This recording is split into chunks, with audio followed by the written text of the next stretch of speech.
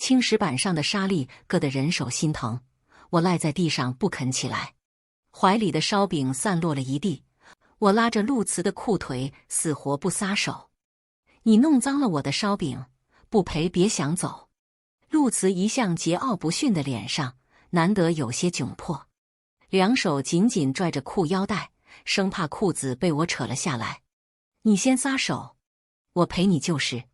他一把扯回被我拽着的裤腿，头也不敢回，狼狈地往家里跑去。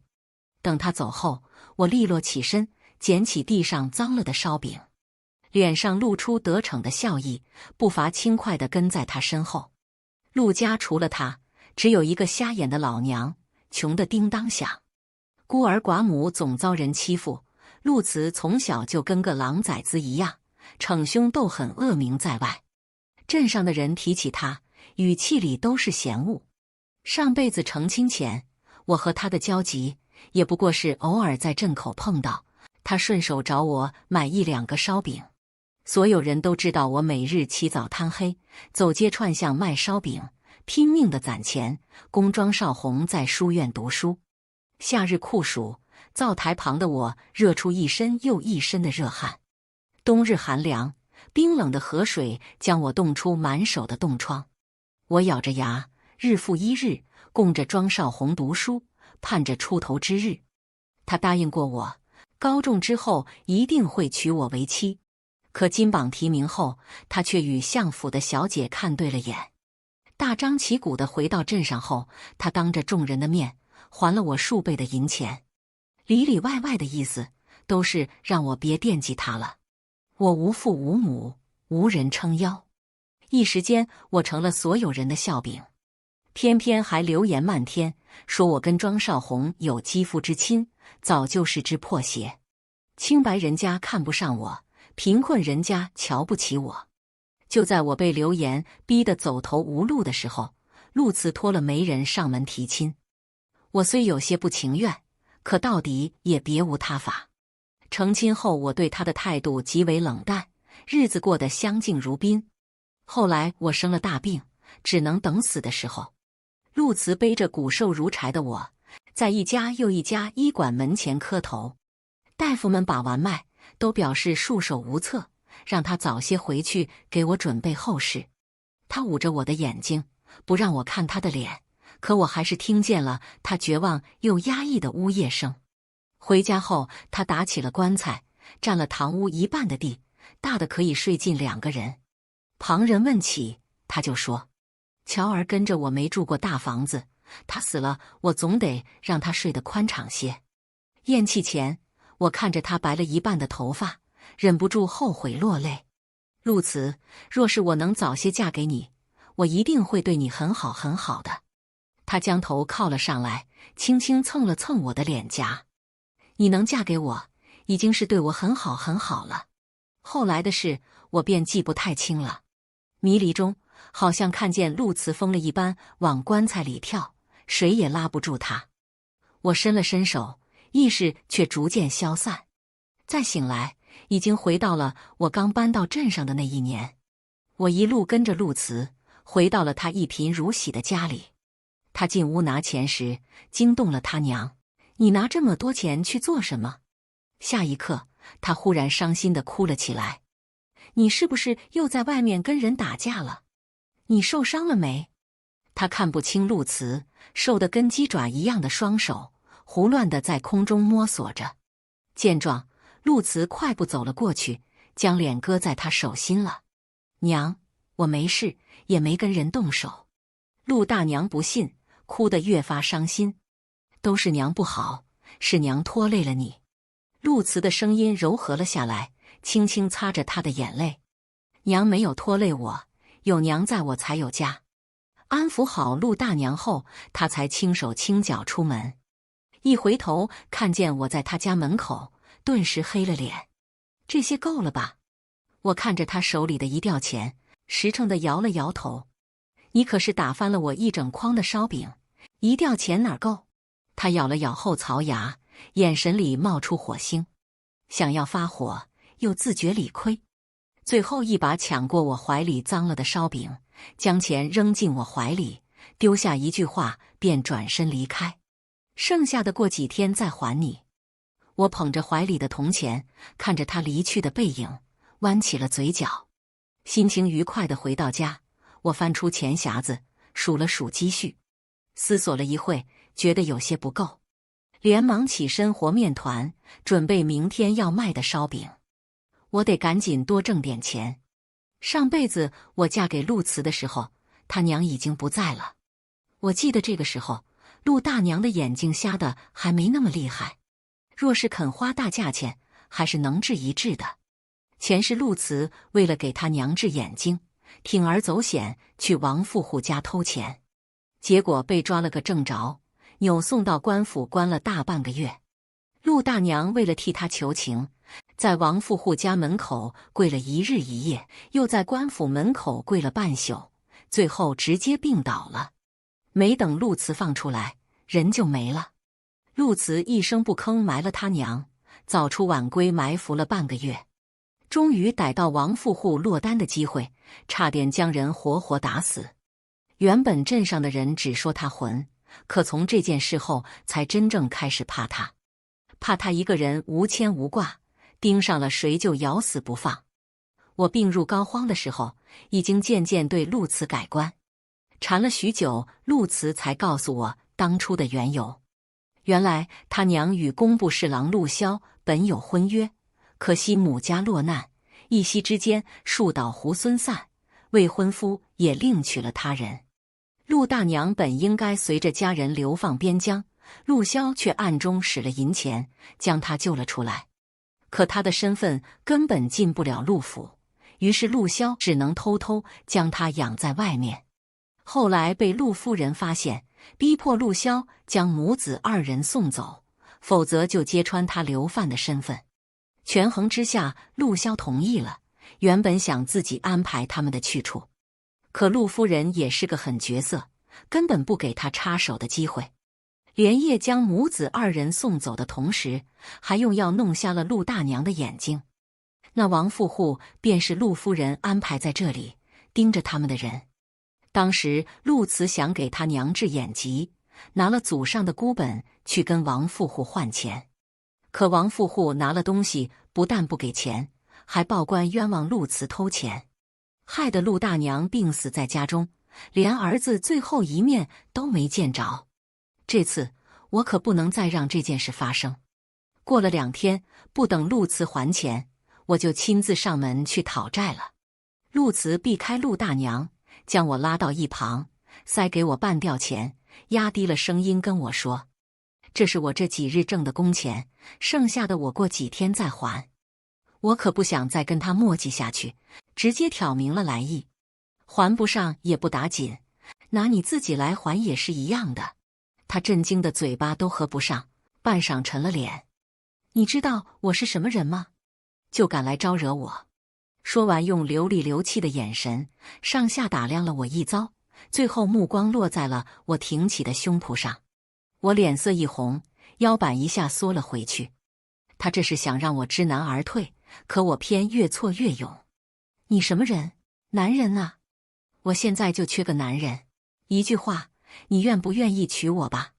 陆慈不是没见过胆子大的女人，但也没见过我这么惊世骇俗的。我和庄少红的事，镇上没有人不知道。他撇了撇嘴，语气带着淡淡的嘲讽：“庄公子还在苦考功名，你不等他了吗？”这事我还真不好解释，但是管不了那么多了，先拿下陆慈再说。等他考上，黄花菜都凉了，我可不想熬成老姑娘。说完，不等他回应，将他给我的钱和之前的那吊钱一股脑都还给他。我不要你的钱，你想好了就找人来提亲。说完，我转身便跑。陆慈整个人呆愣在原地，半天没回过神。屋内的陆大娘听到屋外的动静，扬起嗓子问了一声：“外面怎么了？”陆慈还没答话，刚跑出院子的我又把脑袋折了回来。好事，给您送儿媳妇来了。然后一路不带歇地跑回家。关上门后，我的心扑通扑通乱跳，伸手捂住自己的脸，才后知后觉地害起臊来。就算是庄少红，也是他开口说要娶我后，我才一心一意供着他科举。现在八字没一撇，我就舔着脸跑到陆慈家里去，上赶着让他娶我。不知道他会不会被吓到。我想起他上辈子恶狠狠把招惹他的人按在地上，往死里揍的模样，心里打了个囫囵。应该不会吧？可我左等右等，整整等了3日，还是没人上门，不禁泄了一口气。正琢磨着怎么拿下他的时候，没人敲锣打鼓，敲开了我家的大门。陆慈是被陆大娘逼着来的，他早就到了娶妻的年纪，可家里穷困潦倒，再加上他的名声又差，别说好人家的姑娘，就连挑选再嫁的寡妇都看不上他。这是一直是陆大娘的心病。他出生在鼎盛之家，少年时家中遭难，吃尽了苦头，从堂堂正正未过门的侍郎夫人，变成了见不得人的外室，连个妾都算不上，生下的孩子连陆家族谱都上不得。那个说要庇佑他一生的男人，眼睁睁看着陆夫人将他们母子扔出去自生自灭。一个瞎了眼的女人带着年幼的孩子，日子可想而知的难过。她的心气儿硬生生被生活和苦难给磨平了，如今只盼望自己死后有人能够陪伴着儿子，别让他一个人孤苦伶仃。可这个微薄的愿望也几乎落了空。那天我在他门外大喊，他差点喜极而泣。好不容易有个姑娘愿意嫁给他儿子，他如同抓住了救命稻草一般，拿出全部家当，硬逼着陆慈上门提亲。敲锣的声音还在巷口，陆慈已经动作利索地翻过我家的院墙，跳到我面前。他的表情很臭，语气硬邦邦的。等会没人上门，你要是不愿意，就直接拒了，别人不会笑话你的。别人是不会笑话我，可是会嘲讽他。嘲讽他自不量力，嘲讽他家贫如洗，还想祸害人家姑娘。这个二傻子，他莫不是被人骂习惯了？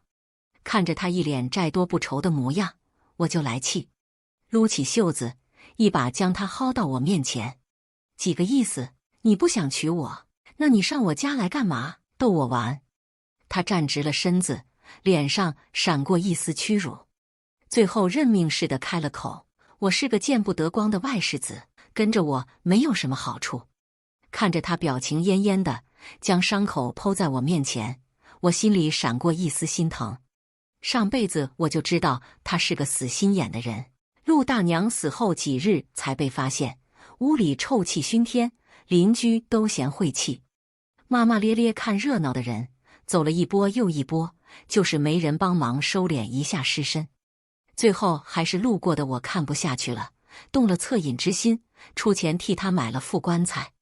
就因为我这无心之举，陆慈就死心塌地保护了我一辈子。我过得好的时候，他从不曾打扰。可当我被流言逼得差点上吊的时候，他立刻挺身而出，死死地将我护在身后。谁说我一句不好，他就黑着脸跟谁拼命，吓得别人走路都避着我家门口走，背过身就骂他是只疯狗。我病重后，别人对他的嫌恶又变成了怜悯，说他命苦，刚送走了瞎眼的老娘，又迎来了我这个用钱吊着命的病婆娘。谁说不是呢？上辈子他的命确实苦，可现在我不是回来了吗？我看着眼前年轻气盛，还没有生出白发的陆慈，真心实意地说：陆慈，我不要什么好处，你把我娶回家，我会对你很好很好的。没人收了陆大娘的钱，昧着良心将陆慈夸得天上有地上无，说是全部家当，其实也就是一匹粗布、2只鸡、几包点心，还有零星几颗丁点大的银克子，磕碜得紧。可我还是欢欢喜喜地嫁了。成婚那天十分冷清，陆家母子就不说了。我是个孤儿，也没什么亲戚在这里。我穿着嫁衣坐在屋里，孤零零地等着陆慈来接我。忽然大门被敲响，隔壁的郭婶子提着2只鸭子朝屋里吆喝：“乔妹儿，婶子来给你称称席面。”说完，他朝着巷子里招呼了2声。隔壁的王大哥、巷口徐大姐，巷子里零零散散走出人来，怀里揣着吃食走到我家。我们都来凑凑热闹，沾沾喜气。我的眼睛有些湿润，脸上闪过一丝感激。郭婶拿起梳子梳了梳我的发尾。大喜的日子可不兴哭，高兴些。是啊，嫁人可不得有娘家人，咱们都给你撑撑腰。这条巷子里住的都是穷苦人家，当初选择在这住下，也是图便宜。这一年我走街串巷，里里外外都混了个脸熟。上辈子我嫁得不情不愿，自然也不想大宴宾客，让别人看笑话。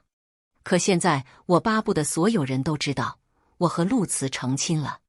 陆慈来迎亲的时候，看着满院子的人，有些发怔。王大哥先开了口：“陆老弟，咱们等会儿也去你家热闹热闹。”许是从未被人这么和善地对待过，陆慈一时有些没反应过来。等回过神后，忙不迭地答应，手上的糖果子像不要钱似的往外散。一群人热热闹闹地到了陆家，正拜着堂，不速之客就来了。庄少红风尘仆仆地闯了进来，一把将我拉了起来。陆慈条件反射般拉住我另一只手，我被2人扯在中间，像根拔河用的绳。庄少红气得眼睛都红了，大声呵斥他：“你这泼皮，竟趁我不在，强逼着乔儿嫁给你！”陆慈脸色阴沉了下来，整个人风雨欲来。我怕他忍不住冲动，大喜的日子打死人就太不吉利了。没等他开口，就一把甩开了庄少红。我还没找他算账，他倒是自己送上门了。这晦气玩意！我的语气不自觉冷了下来，指着庄少红的鼻子骂开了：“你若是来讨杯喜酒，我夫妻2人自当欢迎；可你若是来闹事的，就别怪我不留情面。”这话一出，还有什么不明白的？庄少红不可置信地看着我，语气焦急：“乔儿，你是疯了吗？你怎么能嫁给他？你忘了我和你说的话吗？等我考上，我可不想听负心汉重复当初的誓言，怕他被雷劈死在我的婚宴上，平白牵连无辜的路人。”立即干脆地打断了他的话头：“不用等以后，你考不考得上，都跟我没有关系了，并且你还得还我钱。这些年他可花了我不少钱，回去得翻翻账本，好好算算。”提到钱，庄少红的气势一下子弱了下来，语噎着支支吾吾的一往昔：“乔儿，我们说好了，你好好挣钱，我努力考功名，以后一起过好日子。”好日子？他上辈子倒是真过上了好日子，只不过是吸我的骨血，踩我的脸面，过上的好日子。我嗤笑一声，声音冷得我自己都发寒：“你我2人都是孤儿，自小一起长大。你说过考上功名后就8抬大轿娶我过门，我信了你的鬼话。这些年我一个没嫁人的大姑娘，整日抛头露面卖烧饼，挣来的钱我自己1分都舍不得花，通通拿去供你读书。可你呢？”庄少红眼里升起了希望，又想来拽我的手：“乔儿，我知道你对我好，等我考上了一定会娶你的。”我冷笑了一声：“那你什么时候考上？”庄少红一噎，说不出话来。我继续追问：“你一直考不上，就一直打算拖着我吗？还是打算考上了，就另攀高枝，再一脚将我踹了？”庄少红被我说中了心思，顿时跳脚：“你怎么能这么想我？”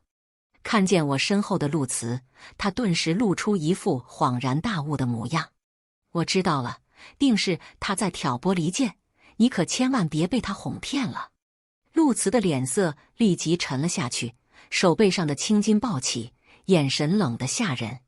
他一言不发，只是看我。我深吸了一口气，忍住打死庄少红的冲动，一字一句向所有人大声说道：“陆慈没有骗我，我是真心想要嫁给他的。陆慈原本暗淡自嘲的目光，逐渐被不可置信占满，随后像漫天的烟火盛开，深邃又灿烂，嘴角都不自觉弯了起来。我朝着他甜甜一笑，再看向庄少红时，立马翻了个白眼，开始扎他的心。我一说要嫁给他，他立马就来娶我了，可不像某些人净画大饼。你少给我废话，赶紧还钱，不还就等着我去官府告你。我从小就没有家，一直很渴望有个家。上辈子庄少红说会娶我，我就一心一意等着他，可等来的是背叛和嘲笑。我被伤透了心，认为男人不过就是那么回事。后来嫁给了陆慈，也不肯打开心扉，付出真心，以至于错过了那么多时间，到死的时候才开始后悔。将失魂落魄的庄少红赶走后，我和陆慈继续拜堂。等将众人都送走，天都已经黑了。我紧张地等着陆慈挑盖头，他的脚步顿在我身前，久久没有动作。我有些心急，主动开了口：“你赶紧先盖头呀！”我语气里的催促，逗得陆慈轻笑了一声。他的声音暗哑，听得我心口一酥。眼前的红雾被掀开，烛光温柔地映在陆慈的身上，照得他冷峻的眉眼都柔和了下来，眼角更是带着细碎的光。他长得其实很俊俏，只是被眉间的阴翳掩住锋芒。平日里整个人都透着阴沉，谁还会管他长得好不好看？他将交杯酒捏在手心，语气郑重地说：“宋乔，你现在反悔还来得及。”我心头火蹭的一下就起来了。洞房花烛夜呢，你跟我说这个？我一个虎扑将他扑倒在床，他连忙出声：“酒洒了。”我猴急地扒了他的外衣，不耐烦地说：“先办正事，等会再喝。上辈子我没和他圆房，刚开始是我不愿意，后来是我病得不行了。如今不知怎么回事，我都这般主动了，他还总是怕我后悔。看来只能说服他了。前半夜他束手束脚，后半夜他食髓知味后反客为主。彻底完事后，我躺在他的怀里，累得直不起腰。他修长的手指绕着我的头发把玩，看我困倦的模样，轻轻落了个吻在我的额头上，像是许诺，又像是对自己说：“傻姑娘，我会努力让你过上好日子的。”我迷糊地应了声，把脑袋往他怀里拱了拱，安心地睡起了大觉。次日天不亮，我习惯性地想起来和面，结果还没起身就被一双大手拉了回去。陆慈迷离着眼，将我圈在怀里：“你干什么去？”我才反应这不是在我家，没有烧饼炉子，也没有家伙食，做哪门子烧饼？习惯了，以为在自己家，准备起来做烧饼呢。我迷迷糊糊又躺了回去，在他怀中找了个舒服的姿势，又安心睡下了。天亮后，我将屋子收拾得干干净净，去给陆大娘敬了茶。她笑眯眯地递给了我一个小布包，打开一看，是一个小小的长命锁，上面刻着一个词字。立即笑弯了眼角，这是把他的儿子交给我了的意思。我心头一热，出门去寻陆慈。他正在劈柴，袖子挽得高高的，露出有力的臂膀。粗柴被他劈得细细的，方便我控制火候。汗水顺着棱角分明的侧脸流了下来，肆意挥洒着使不完的劲。他见着我表情不自觉放柔，手里停下了动作。我乐呵着扑到他怀里，语气轻快地跟他显摆手上的东西：“你看，娘把你给我了。”他低头宠溺地看我，下巴上的汗悬成了一粒水珠。“给你了。”我抬手给他擦了擦汗，笑得心满意足。小镇医馆里的大夫水平参差不齐，眼睛倒是像都长在头顶上，就差没明晃晃地挂着有病无钱莫进来几个大字。我带着陆大娘去了几次，抓了几副药，家中的积蓄就见了底。感叹钱真不经花的同时，我和陆慈越发勤快地干活挣钱。他每天起来帮我做好烧饼，将我送出门后，就去镇上找活干。我俩分头行动，干劲十足，可却被现实狠狠打了一个巴掌。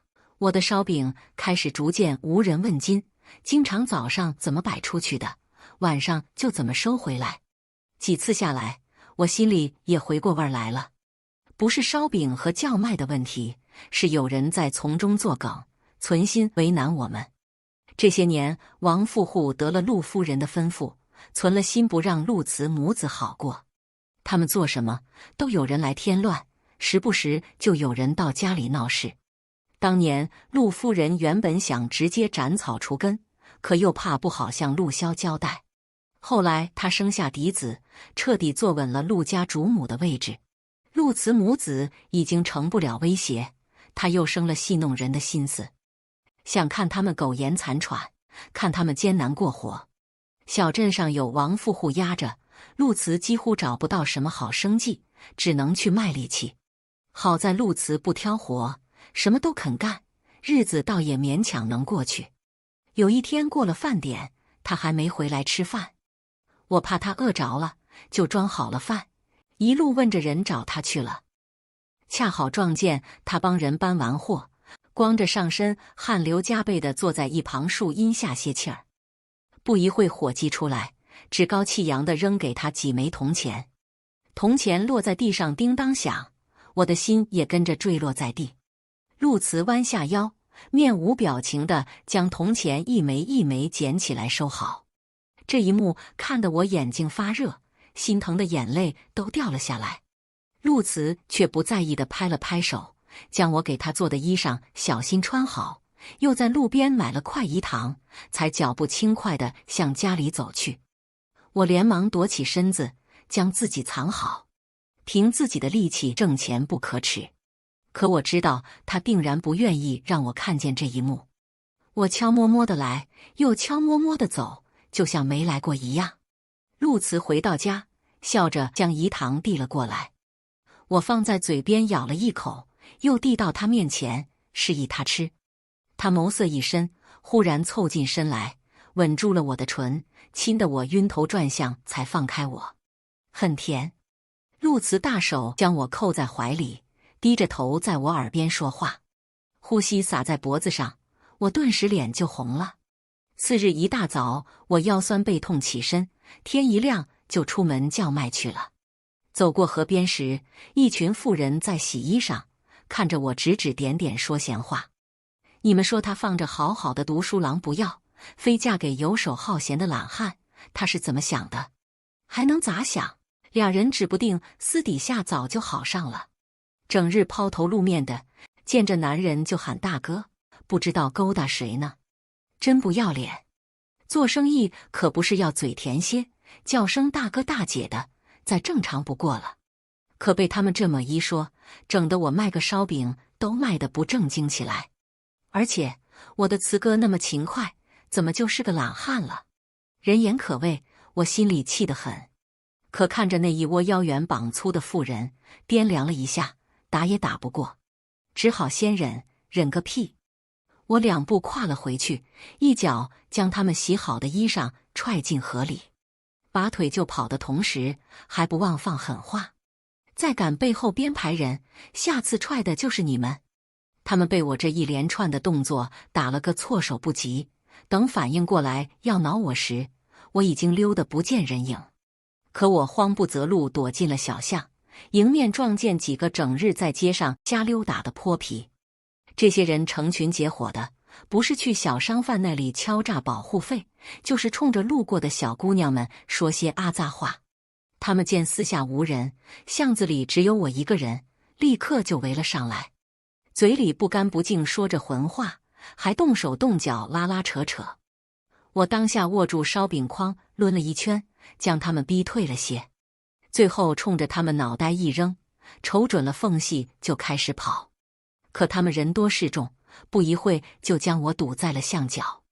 带头的王赖子跑得有些喘，抬手就给了我一巴掌：臭娘们，我让你再跑，你连陆家那个狼崽子都肯要，给我摸2把怎么了？”还不等我还手，他就被人狠狠从后面灌到了地上。陆慈浑身上下散发着怒气，看向他们的眼神冰冷至极，让人不禁心生怯意。你们他妈的找死！他的拳头又狠又急，不一会就将一群人打倒在地。我怕他冲动之下收不住力道，将别人打出个好歹来，急忙上前抱住他。陆慈立马收住了拳头，反手将我拉进怀里，心疼地摸了摸我肿起的脸颊。我连忙握住他的手，安抚他的情绪：“我没事，回去敷一敷就好了。”他一把将我横抱起来，一言不发，快步朝家里走去。到家后，他立即去打了一桶井水，将汗巾浸湿，小心翼翼地按在我脸上。我看着他懊恼又歉疚的目光，想了想，将心里话说了出来：“慈哥，咱们去州府讨生活吧，我会做烧饼，你有力气，肯定饿不着。”镇上的流言蜚语，时不时前来骚扰的泼皮，这些都不过是王富户给我们下的绊子。只要我们一天还在小镇上，日子就不可能好起来。而且陆大娘的眼疾是陆慈的心病，我总担心发生什么意外，逼得他重蹈覆辙，走了上一世的老路。毕竟只有千日做贼，没有千日防贼的道理，还是趁早离开这里为妙。陆慈的眼神黑黝黝的，看不出他在想什么。你想离开这里？我点了点头，继续说道：“州府的医馆也多，我从庄少红那里讨了些钱回来，咱们先带娘去看看，顺带也看看我的身子有没有什么隐疾，若有也得早些治起来。曾经病若游丝的记忆，让我心悸了很久，如今能以康健的身体活着，每一天每一刻我都很珍惜。”看着眼前青丝如墨的陆慈，我在心中虔诚地祈祷：“老天爷，请让我和眼前这个人白头偕老，无论生老病死，都请让我一直在他身边，就像他上辈子陪着我一样。”陆慈下意识地握拳，指甲嵌进了手心，眼神中浮现出了愧疚：“是我连累了你。”我赶紧给他掰开，怕他伤着自己。一家人有什么连累不连累的？我去跟娘商量一下搬家的事。陆慈的目光柔和了起来，温柔的快要将我溺毙。他摸了摸我的脑袋：“不用，咱们家你说了算，我和娘都听你的。你的钱自己收好，给娘治病的钱，我来想办法。”我想起上辈子他拿孤本去换钱被抓的事，慌忙扯住他的袖子：“不管你想什么办法都好，不能去王家。”陆慈的表情有些疑惑，但还是顺从地点了点头：“好，都听你的。”第2日一早，我就听闻那群泼皮要去报官，顿时气得不行，一口气跑到官府门前，将还没消肿的侧脸伸到他们面前，叉腰怒骂：“你们调戏我在先，我相公替我出气在后，这是说破天，你们也不占道理。若我相公被抓进大牢，我绝对不会放过你们，定也要把你们送进去陪他。”说罢，我就假装要去敲撞鼓，见状他们立刻一哄而散，跑得比兔子还快。陆慈这人一向磊落，做过的事一定会认。从前被人不分青红皂白冤枉的时候，他也争辩过，后来发现争辩无用，干脆也就不争了。反正大家对他有偏见，他说什么做什么都是错的。若陆慈进了大狱，有王富户从中作梗，定会让他在里面吃苦头，我哪舍得让他遭这罪。眼见解决了这桩破事，我拍了拍手，心情颇好的哼起了歌。结果一转头就与神色复杂的陆慈撞了个正着。我连忙收起方才那副母夜叉的气势，露出狡黠又乖巧的笑容邀功：“慈哥，你看，我给你撑腰呢。”他被我这连贯的变脸技术逗笑了，整个人放松了下来。我的乔儿真厉害。那是，我骄傲地仰起脸，上前摇着他的胳膊，一路摇回了家。路过巷口时，一群孩子在打闹，童言稚语，笑声不断。我的目光不自觉停住了片刻，心想，我们家就差个小的了。晚上陆慈将柴房拾掇了出来，每天帮我干完活后，就窝在里面捣鼓。熬了几宿后，被陆大娘起夜时撞见，母子俩当场就争执了起来。我被哭声惊醒，立刻披了衣裳，走到院子里时，又顿住了脚步。昏暗的柴房中，陆大娘坐在一旁抹眼泪，而陆慈跪在她面前一言不发。娘宁愿不治眼睛，也不愿意你再沾这些东西。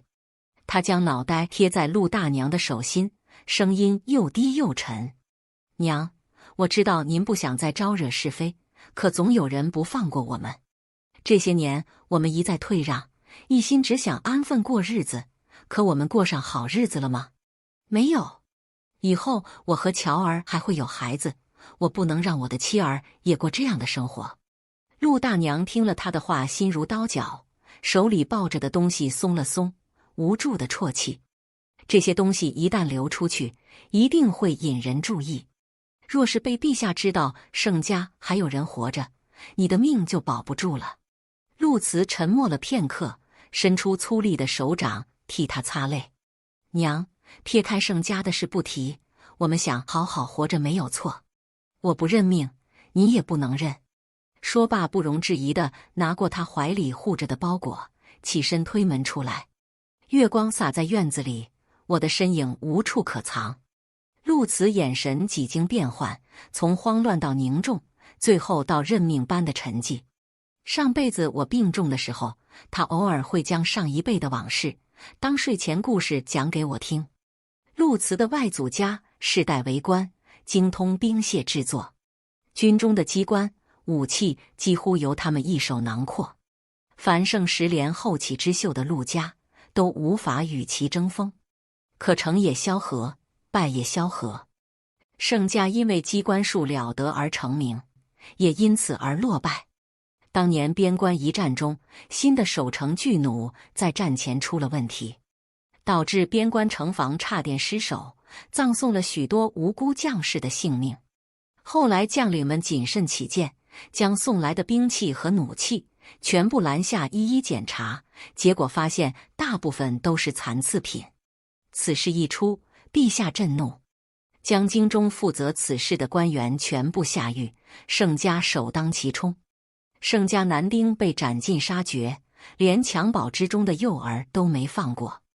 陆大娘的母亲和嫂嫂们不堪受辱，在流放的路上自我了断。此案牵连甚广，后来连续数年都有人因此被下罪抄家。陛下更是放下狠话，要对盛家赶尽杀绝。盛家渎职，害我忠烈将士，累我无辜百姓，罪该万死。陆大娘这些年为了保护陆慈，活得胆颤心惊，受尽陆夫人的欺辱，也不敢作声。此刻的小院里，我们3人面面相觑。陆慈僵着身子一动也不动，陆大娘惊慌失措地上前拉我的手。乔儿，我立即反手握住她的手，轻声安抚：娘，我们是一家人，我绝不会说出去的。别担心，我来劝劝慈哥，您先回去休息。哄他回屋睡下后，陆慈跟着我也进了屋。我朝他伸出手，掌心向上，拿来。他踌躇了一刻，还是将手里的东西递了过来。黑布包裹下的是一把通体乌黑的小弩，做工精巧，机关细致。我的手指刚碰上去，陆慈就立即阻止了我：小心，别弄伤你。我连忙撒手，将东西还给他。上辈子我病倒后，用光了家里所有的钱。当时陆慈也是这样将自己关在柴房，几天后出门就拿了钱回来。他并没有告诉我钱的来路，只是沉默地背着我一家一家地找大夫。当时的疑惑，如今在看到这把弓弩的时候，瞬间通明。原来是这样，我的心顿时一酸。朝廷有令，民间不可私铸兵器。这种明面上被禁的东西，在黑市上有市无价。可没人敢顶风作案，一是没那个本事，二是没那个胆子。一旦被官府发现，绝对是杀头大罪，没得跑。可他为了我，前后2辈子都铤而走险。盛家被抄家时，匆忙藏起了一批孤本，其中就有弩器的制作图纸。陆慈悟性极高，仅靠着这些自学成才。记得上辈子临死前，边关战事吃紧，兵器和粮食紧缺，最为急迫的是各大城池中的守城巨弩使用多年，如今已是摇摇欲坠。若没了守城巨弩的加持，我方将士怕是要付出数倍的代价，才能守住城池。可盛家被抄后，工部那群酒囊饭袋造出的巨弩问题连连，根本派不上用场。战事吃紧，陛下强令，必须造出有足够杀伤力的弩器来。而彼时陆骁早已退了下来，掌管工部的正是陆夫人的儿子陆环。若是造不出巨弩，革职是小，丢了性命是大。陆夫人正是焦急的时候，听闻黑市上出了一批精弩，连忙派人去打听是何人所做。恰好此时王富户拿着从陆慈那里骗来的孤本献宝，他当机立断，连夜命人前来抓陆慈上京。办法他都想好了，陆大娘死了，就拿我来威胁陆慈。可谁曾想，当时我就只剩一口气了，陆慈一夜白头。面对陆夫人的胁迫，他只是满脸木然。乔儿走了也好，不会咳血，也不会再痛了。你们也走吧，我不会跟你们去京城，我要去陪他。了无牵挂又心存死志的陆慈，谁也奈何不了他。当时我的意识飘在上空，看着他抱着我的尸身，静静地坐了一夜又一夜，直到发臭，他才缓过神来，将我放进早就准备好的棺材里，然后自己也躺了进去。我悔恨不已，恨自己命薄，恨自己钻牛角尖，恨自己后知后觉，拼命祈求老天，愿用往后的生生世世换一次回到他身边的机会。所以在醒来的那一刻，我就知道这辈子我是为他而来的。这一次我一定要同他长命百岁，儿孙满堂。毕竟我只有这一世，没有下辈子了。思绪在脑中纷飞，爱意和遗憾浓烈的快要溢出来。繁花如落雪，人无再逢时。我有幸能与他再相见，如何又能眼睁睁看他重蹈覆辙？陆慈看着我的脸色急剧变化，最后在我落泪时慌了神，手忙脚乱地哄我。等我这趟回来，肯定能挣到钱，咱们可以带娘去看眼睛。到时你也不用再委屈自己，喜欢什么我通通都给你买回来。我猛地抱着他的腰，把脸埋在他怀里，声音带了哭腔。若是回不来呢？私铸兵器可是重罪。我什么都不要，只要你。如果你出事了，我和娘怎么办？陆慈整个人紧绷，胸腔剧烈起伏着。我靠得那么近，近的可以感受到他散发的情绪：愤怒、难过、屈辱、不甘和最终的破釜沉舟。我知道他一旦下定决心，就很难再说服他，可我还是想试一试。我只想要我们一家人平平安安在一起。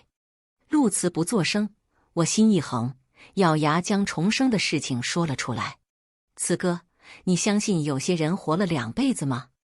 我看着他惊愕的目光，缓缓点了头。我就是。你一旦卖了这把弩，陆夫人顺藤摸瓜就能查到是你做的。边关吃紧，陆环造不出守城巨弩，到时他会拿我和娘的性命要挟你去替他做事。我顿了顿，胸腔起伏不定。慈哥，到了那个地步，无论你造不造得出守城巨弩，陆夫人都不会放过我们一家3口。我没有再说话，眼含热泪，无声地祈求他。屋里静悄悄的，烛火跳跃下的2道身影晕染在一起，难舍难离。陆慈忽然将我抱入怀中，力气大得惊人，仿佛想要将我勒进他的骨肉中一般。他的声音带着颤抖：上辈子你是怎么死的？是因为我吗？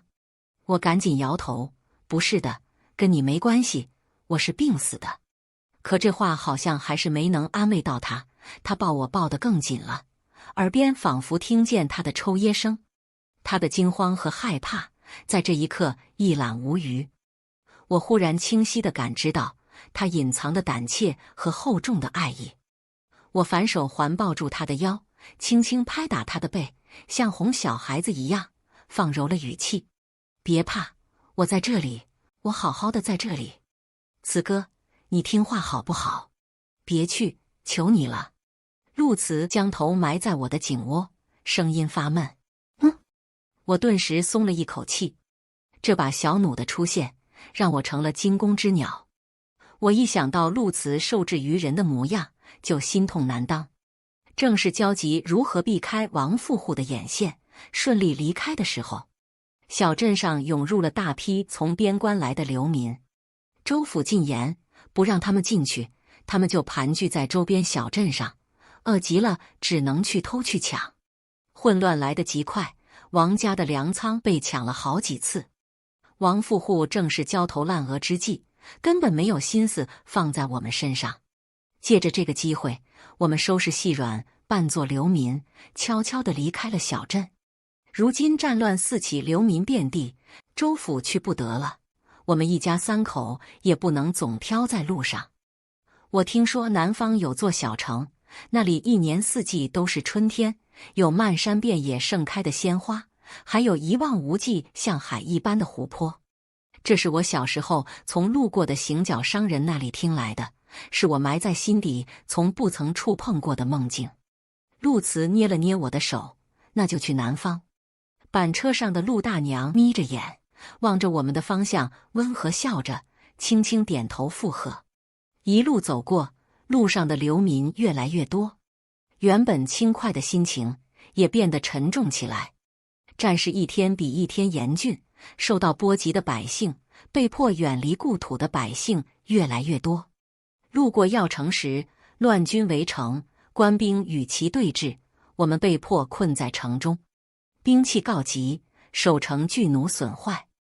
官府征召工匠的告示贴了一日又一日，始终没有人接下。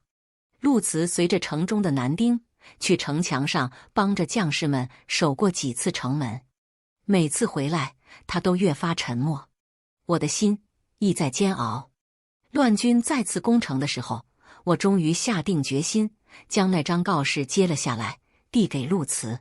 慈哥，若只是为了我们过上所谓的好日子，我定然不愿意你以身犯险。可如今一城人的性命危在旦夕，我知你无法视而不见，那就去吧，让世人再见一见盛家的巧夺天工。守城巨弩修好的那天，乱军被彻底击退，而陆慈盛家子孙的身份再也无法掩藏。城中一片欢呼，劫后余生让许多人都喜极而泣。守将吴将军红着眼眶，拍了拍陆慈的肩膀：好小子，你立大功了，我要举荐你去京城，工部那群废物哪比得上你？陆慈再三拒绝，吴将军面露不愉。他声如洪钟，震得人心发慌。你可知如今有多少座城池遭难？你有如此本领，为何要藏拙？是因为你怕被人发现你与盛家有关吗？陆大娘脚步蹒跚，挡在他们中间，护犊子般将陆慈牢牢护在身后。我儿与盛家当年的事没有半点干系，若陛下还在追究此事，要抓就抓我吧。吴将军的目光落在他脸上，紧盯了半晌后，似乎确认了什么，忽然躬身行了一个大礼。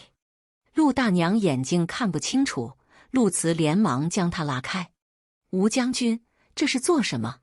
当年我军中将士受盛老太公明里暗里的支援不少，残次兵器一事，我等没有人相信是盛家所为。可陛下震怒，我们没有确切的证据，无法替盛家伸冤。这些年，我们从未放弃追查此事，一心想找出真凶，为当年因此事在战场上无辜惨死的将士，以及被冤枉的盛老太公一家讨回公道。陆大娘浑身发抖，抓着陆慈的手指尖发白，声音发颤。可曾查到是谁？河东柳家和陈家，以及京城陆家。陆大娘如遭雷击，瞬间煞白了脸，整个人身子晃了几下，下一秒便昏死了过去。贪墨军械，以次充好，这不是一个两个人能做到的事情。虽心中已有猜测，此事定然牵连甚广，可当听到陆家的时候，还是让人难以接受。陆大娘清醒后，整个人如疯魔般跪在地上，哭得撕心裂肺。爹娘啊，女儿不孝，竟糊里糊涂委身仇人，还为他生了孩子。这些话一句又一句，像针一般扎在陆慈心头，让他想去搀扶陆大娘的手，身在半空良久，最后又无力地放下。痛苦和不堪在他脸上交织，无力又无助。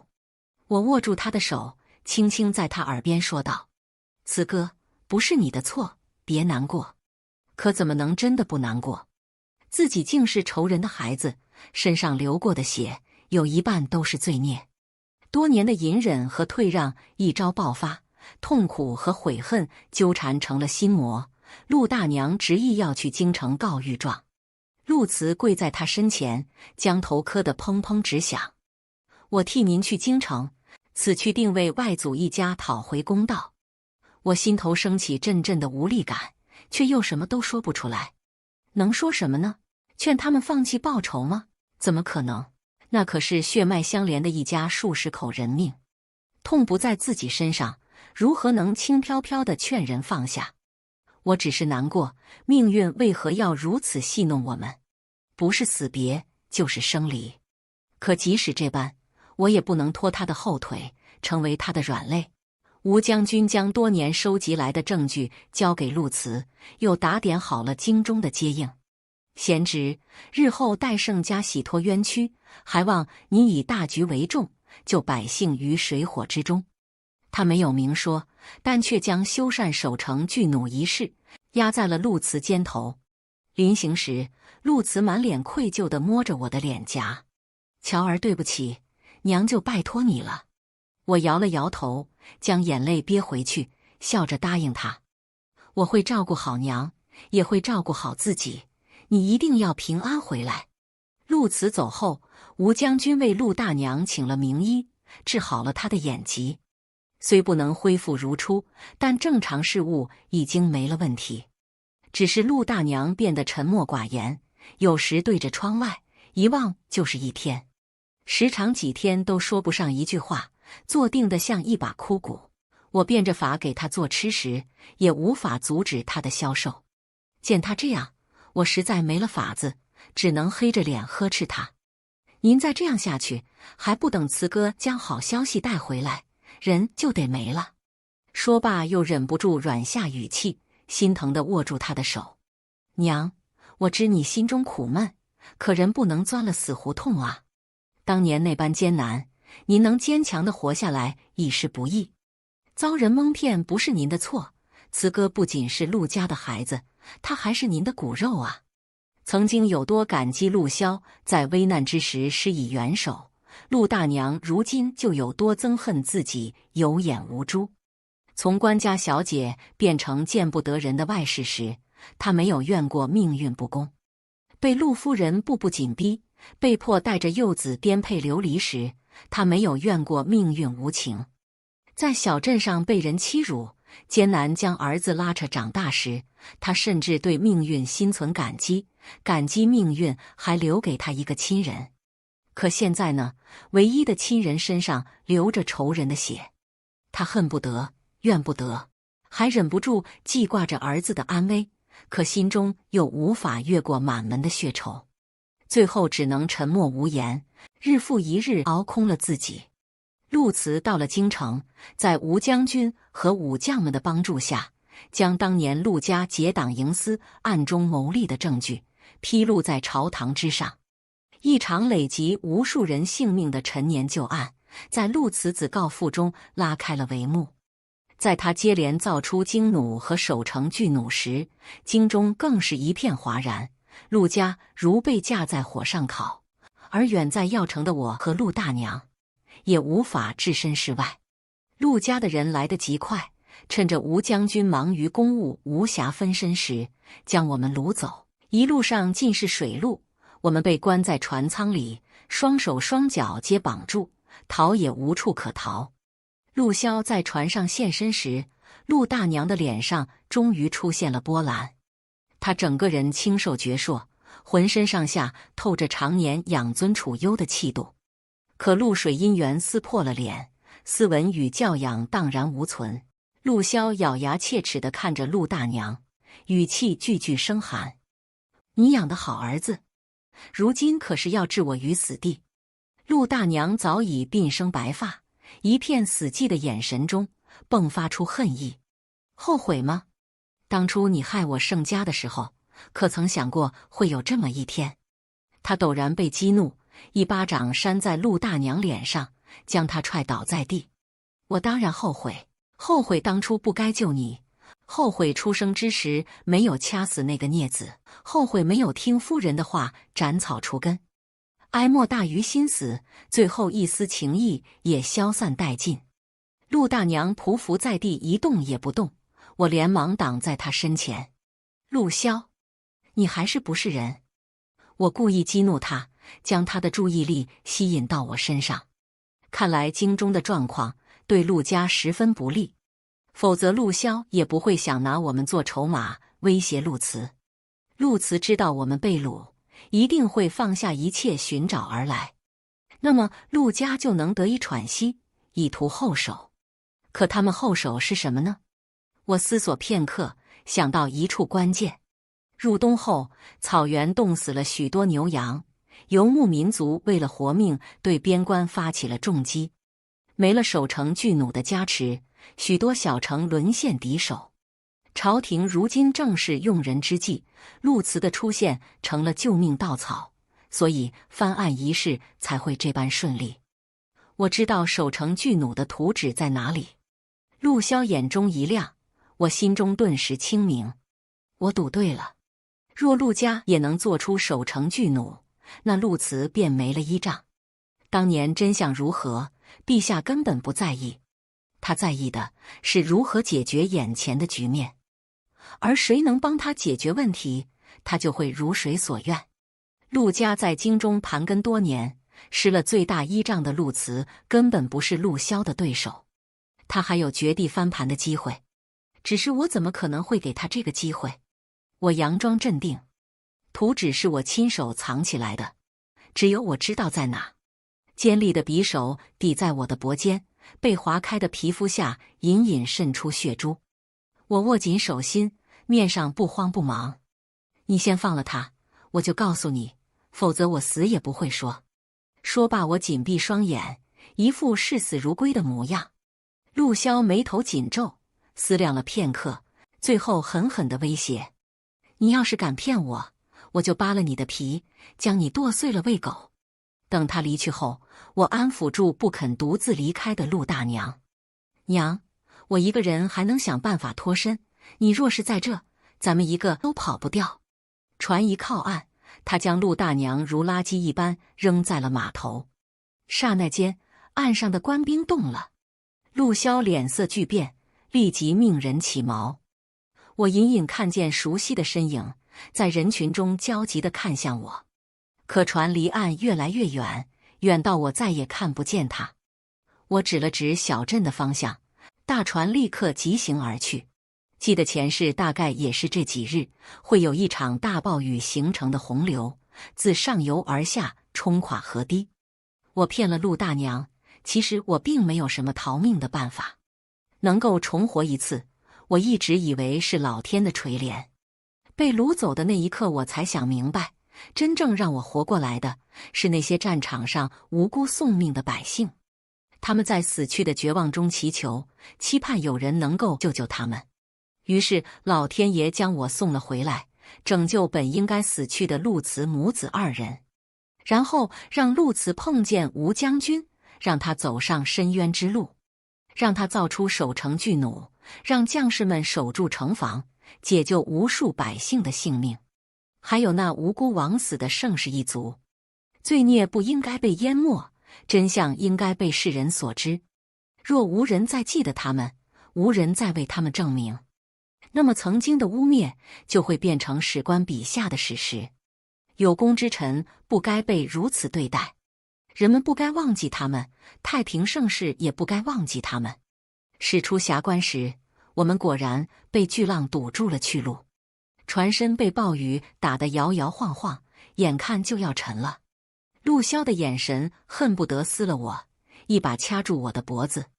你这个贱人，你是故意的，你是不是早就知道会下这么一场大雨？我掰扯着他的手指，因缺氧憋红了脸。听了他的话，笑得肆意恶毒。是啊，我早就知道。所以你害怕了吗？做了那么多伤天害理的事，此刻才开始害怕吗？临死前的恐惧，现在开始，每一分每一秒都好好享受吧！哈哈哈！我笑得有些癫狂。陆骁害怕地松开了手。大浪兜头，船身倾覆，被河水淹没的前一刻，我心中有些怅然和遗憾。还没和他长命百岁儿孙满堂呢。此哥，这辈子可别再傻了，千万别再随我去了。番外，宋桥篇。村里的人都叫我傻姑，没人知道我姓甚名谁，从哪里来。是村口打鱼的官夫李老汉和他闺女翠翠将我从河里捞上来的。郎中说，溺水太久伤了脑子，所以什么事都不记得了，是个麻烦事。李老汉说，大难不死活着就行了，傻不傻的有什么要紧，不就是多口饭的事。村里人笑话他带着翠翠一个拖油瓶就算了，还又捡了一个傻子，图什么？不会是想娶来做小老婆吧？李老汉听了这话，气得满脸通红，骂了几圈才消停下来。只是也不好再收留我了，便在不远处给我支了个草棚，每日打发翠翠来给我送饭。村里的小孩看见我就围着我转，边转边笑话我是个傻子。翠翠看见了很生气，叉着腰将他们都骂走了。这个动作我莫名感觉有些熟悉，好像我以前也经常这么干。翠翠恨铁不成钢地数落我，你这么大个人，怎么还能让小孩欺负呢？你是不是真傻呀？我想了想，慢吞吞地说，他们只是跟我闹着玩。他伸手戳了戳我的头，放下饭就气呼呼地回去了。身体渐渐恢复后，我脑中逐渐浮现出一些模糊的影子来。夜里总是翻来覆去做梦，梦到一个小镇，青花石板小桥登船。前一刻低矮的屋中挂满了白帆，而我躺在堂屋中一个硕大的棺材里。后一刻同样的屋子挂起红幔，烛光摇曳，我一身嫁衣，顶着红盖头，坐在床沿上。光怪陆离的梦境撕扯着我，让我的脑子剧痛不已。梦中的每一个画面里都有一个高大的男人，看不清脸，只听得见他模糊又心碎的声音，一声又一声地喊着同一个名字，乔儿。醒来后，我总是泪流满面，心里空荡荡的，像缺了一个口子，少了很重要很重要的东西。直到有一天，路过的商人找我讨水喝，给我讲起了南方的小城，花开四季，温暖如春。我便再也坐不住了，攒了几天的吃食就要离开。没走多远就被翠翠追了上来，她拽着我的胳膊，傻姑，你这是要去哪？南方。我喃喃自语。翠翠有些疑惑，想拉我回去，可我又哭又闹，死也不肯跟她回去，把她气得跺脚就走。我又走了几里路，身后传来呼喊声，傻姑。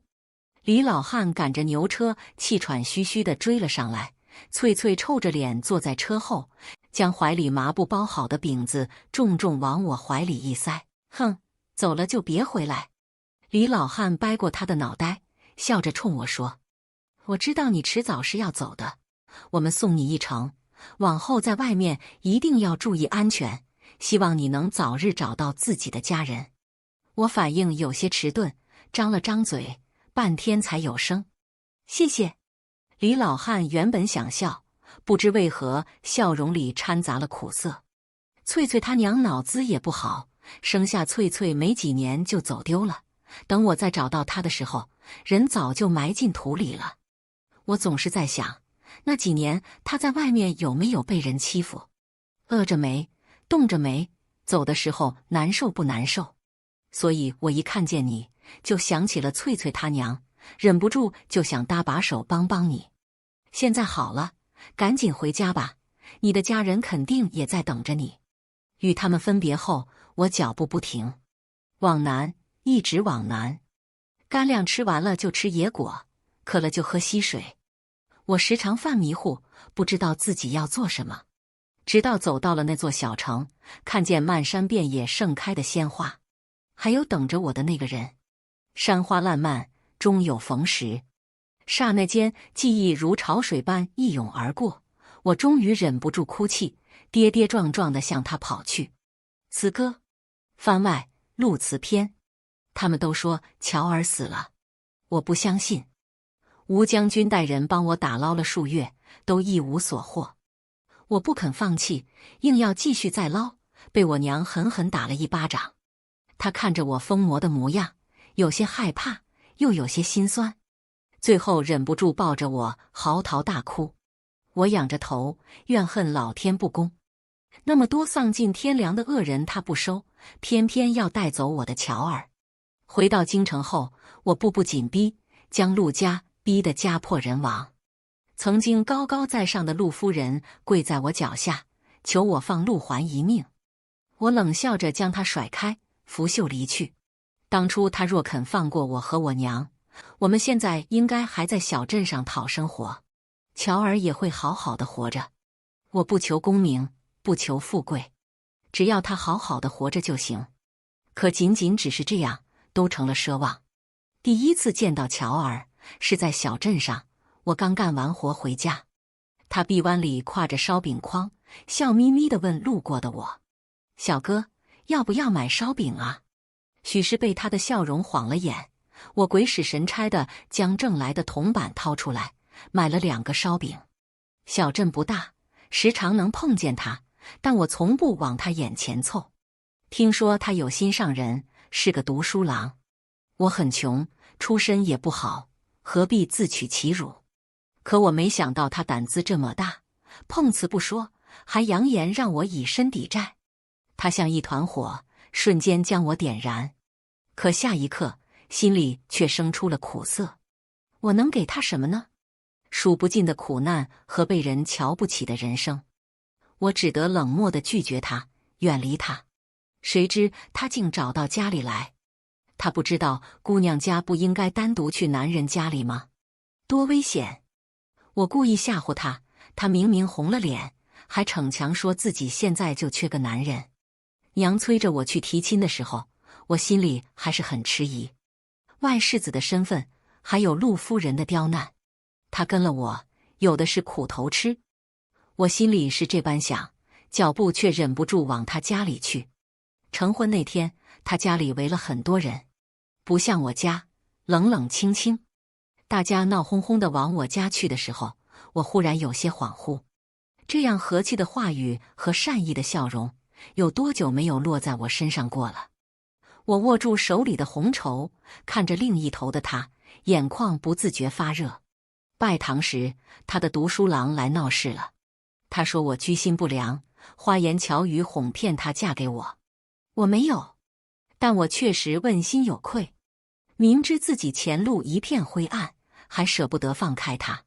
可他似乎比我还生气，将庄少红骂得狗血淋头不说，最重要的是，他说他是真心想要嫁给我的。这一句话让我忍不住傻乐了半天。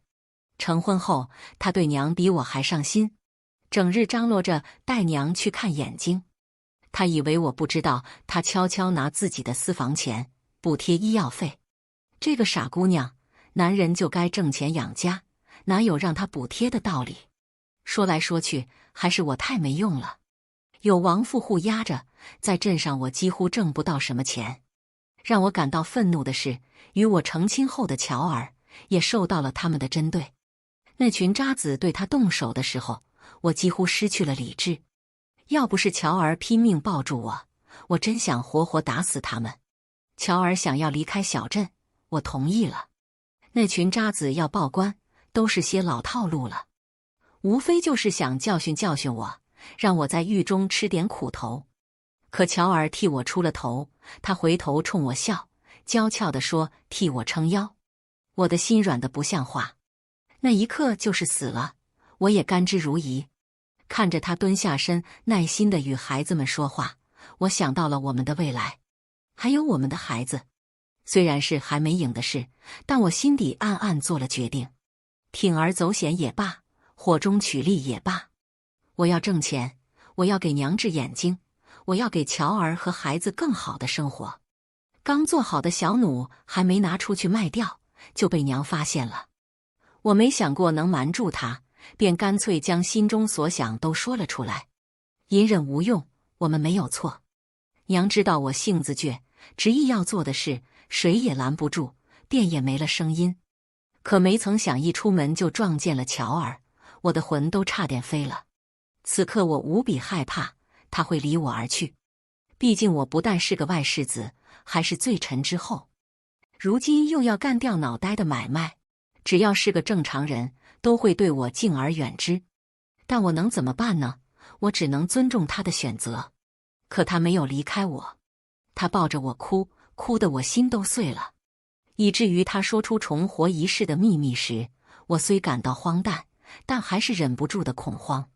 若是因为我的所作所为害死了他，我这辈子都不会原谅自己。乔儿想去南方，我们便一路往南。被困在药城时，我曾一度担心城破后我们会死在这里。可转念一想，只要我们一家人在一起，生或死又有什么关系？乱军攻城，我目睹了战争的残忍。上一秒还活生生跟你说话的人，下一秒就身首异处。人命太脆弱了。从告示栏前过了又回，我不知该如何向乔儿开口，可却不知他将这一切都看在眼里。他说：“那就去吧，让世人再见一见盛家的巧夺天工。”我几乎热泪盈眶。他懂我心中所想，也发自内心相信我可以做到。得妻如此，夫复何求？可后来发生的事，像脱了缰的野马，再也不受控制。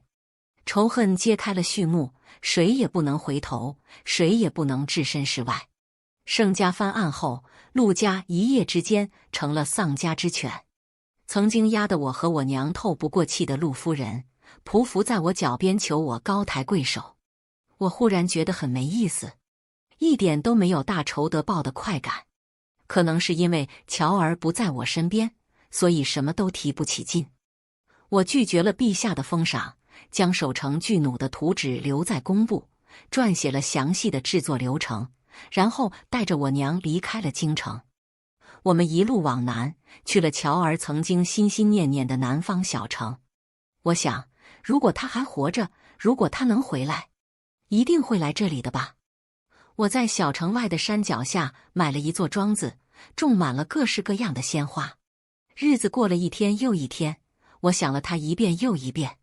曾经他总对我说，上辈子我为他做了好多好多事情，可我却觉得我为他做的不及他为我的1/1000。于我来说，他就是老天给我最好的恩赐。所以当老天将这份恩赐收回去的时候，我几乎是发了疯的拼命祈求，只要他回来，让我用什么换都可以。只要他回来，无论他变成什么样子，我都能接受。冥冥之中，好像有人听见了我的心声，似风一般回答我。如果是用往后的生生世世呢？我几乎不假思索地点头，我愿意。没有乔儿的生生世世，只不过是困住我肉身的囚笼。我不盼长久，只要朝夕。那日微风四起，满山的鲜花骤然开放，仿佛福至心灵一般。我连忙回头，那一刹那，我热泪盈眶。我的乔儿回来了，我的朝夕来了。